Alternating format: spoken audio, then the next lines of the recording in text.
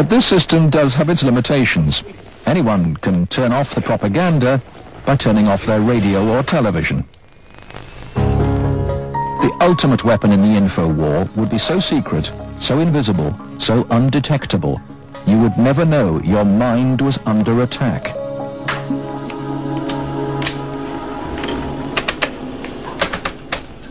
At Laurentian University in Ontario, Canada, a young student is about to undergo one of the strangest experiences of her life. They're hooking Denise's brain up to an electroencephalograph, or EEG machine. For 30 to 40 minutes, this will monitor her brainwaves, while these electric coils attached on either side of her head will immerse her brain in an electromagnetic field. Her brain actually completes the circuit between the two coils. The field pulsing through her brain is less powerful than one given off by a digital clock radio, but acutely controlled and focused at specific parts of the brain, it will open Denise's mind to outside suggestion by this man. We're going to do a switch to see if it's right or left hemisphere. Use your frontal temporal. Dr. Michael Persinger is a professor of psychology and neuroscience.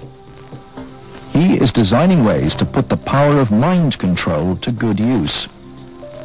Dr. Persinger's research focuses on brain trauma, and he uses carefully controlled doses of electromagnetic radiation to induce relaxation and alleviate pain. So what Sandra did was to initiate a opiate releasing pattern. That's a burst firing field that is stimulated once every 4 seconds. And that produces relaxation and a very pleasant sensation.